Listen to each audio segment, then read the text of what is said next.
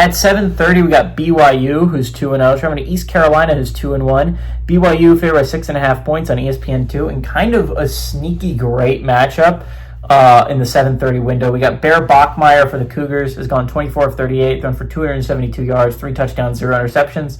LJ Martin has had 26 carries for 241 yards, and Chase Robertson's had 6 catches for 88 yards and a touchdown. Caton Hauser for the Pirates has gone 83 of 116, thrown for 973 yards, 5 touchdowns, 1 interception.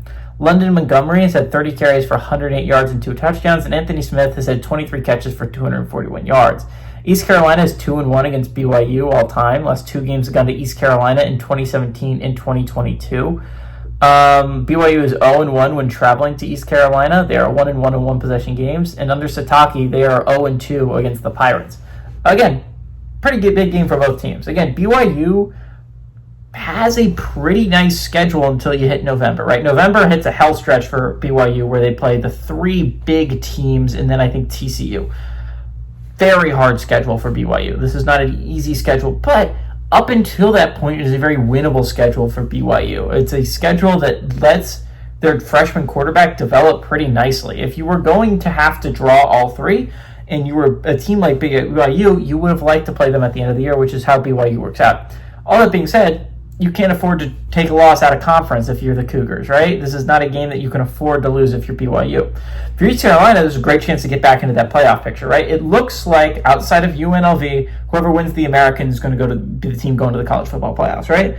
East Carolina's only loss is a very close loss to an NC State team that is playing extremely well right now.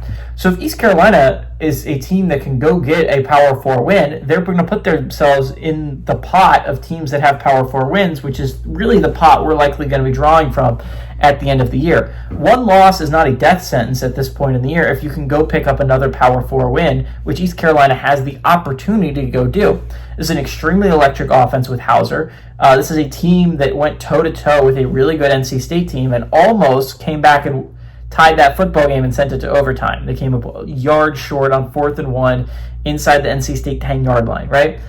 Again, an insane game between NC State and East Carolina, which might end up costing East Carolina a playoff spot, but this is an opportunity for them to get that win. This is a game BYU cannot lose. This is an excellent opportunity for East Carolina at home to pull off an upset.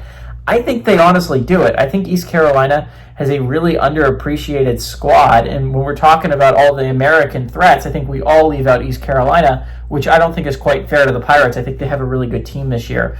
I like the Pirates to win and pull off the upset and cover, obviously.